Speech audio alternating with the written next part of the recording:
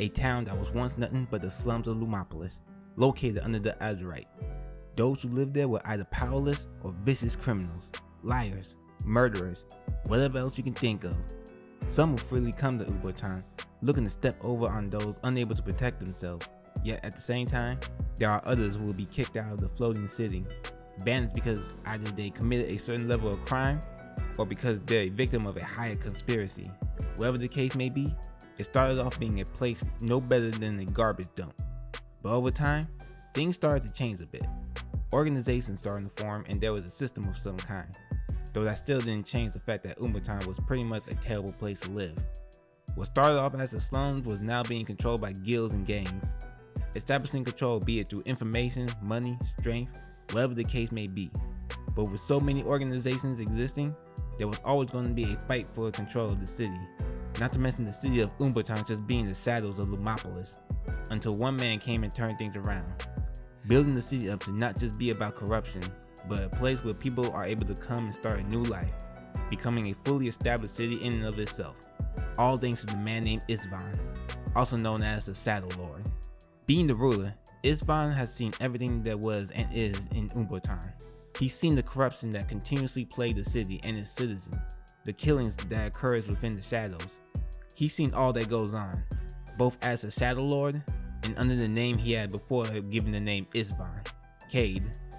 Before, he was just another citizen, trying to survive in what was a hellish city, hoping to one day change it for the better. That was until a fated meeting that allowed him to meet his best friend and sworn brother, Valen. In the past, there used to be a place between Lumopolis and Umbraton called the Pit. Here, it was an entertainment site for nobles, throwing 100 criminals in the arena to fight each other to the death, until only one was left standing. At least that was the case on paper. But the truth is, it didn't matter whether or not they were criminals. They would throw anyone in there, either for entertainment or to get rid of certain individuals.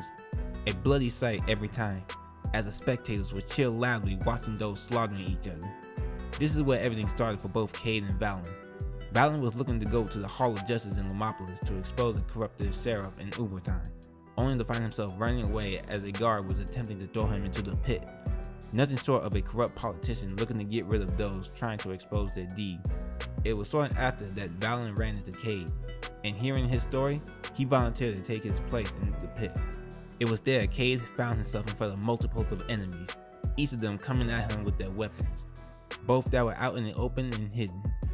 But even though he was extremely outnumbered while receiving cut after cut, he never fell, cutting down each and every one of them that came at him, until finally, he was the only one left standing, stating to have received over 1,000 cuts during that entire battle as he was victorious, earning the freedom of Valen. Yet unaware at the time, it was just the first of many battles he'd be forced to participate in the pit. Years had passed, and Cade was finally free from the grueling battles from that arena. His parents were gone, and he was all alone.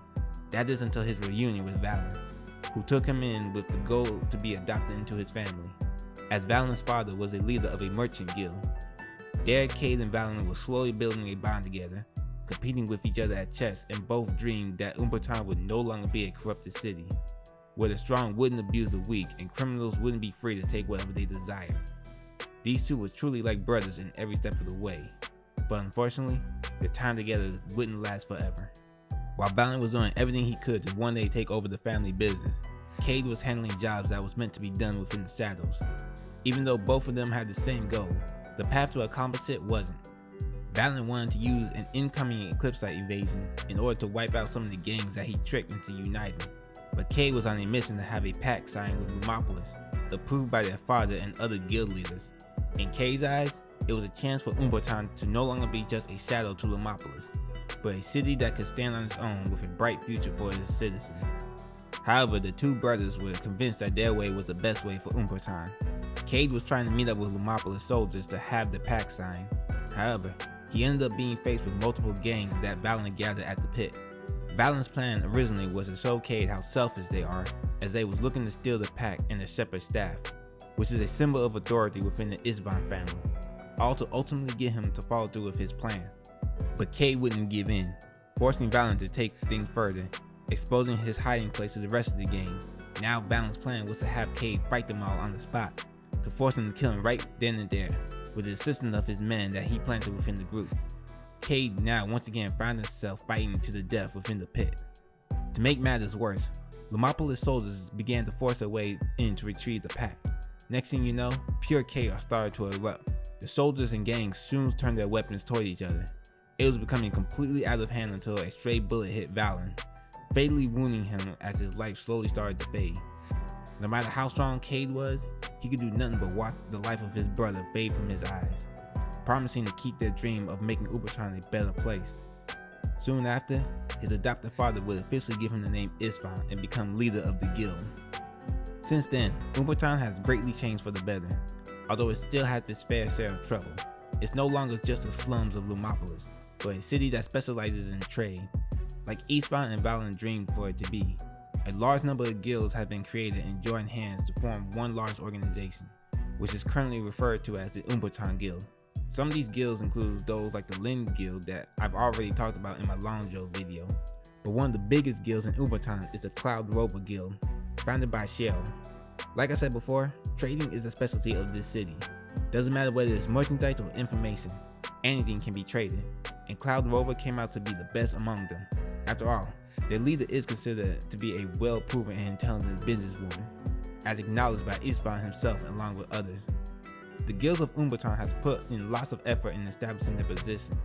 That's why oftentimes you see them hiring mercenaries, be it to protect themselves, their products, or sometimes just wanting to get a certain type of job done. And there's quite a number of them at that. Some work by themselves as freelancers like Arya, others came together to create an organization like the White Flame Mercenaries, who's led by Luke. Mercenaries can be looked at as a very important part of Umbraton, not only to protect guilds from being brought to ruin by each other, but also to protect the city of Umbraton from outside threats like the Eclipse. After all, it is a very important stronghold for Lumopolis, for if Umbraton falls to the Eclipsites, then they will ultimately be next. Though Istvan knows this, his desire to protect Umbraton remains to be for Umbraton. The Shadow Lord is a great and powerful figure. Many hold him in high regard and has great respect for him, even to the point of following him and pledging their loyalty, to which how the Istvan game has become the most powerful game within the city. Many games are still around, and it's Istvan and his game that keep them in check, which leads him to have many enemies. Some are looking to take his position in a thirst for power, while there are others out for revenge. But he still remains strong on his throne, always aware of everything that's going on from the shadows, and knows when someone has good or bad intentions against him, even if he doesn't act like he does.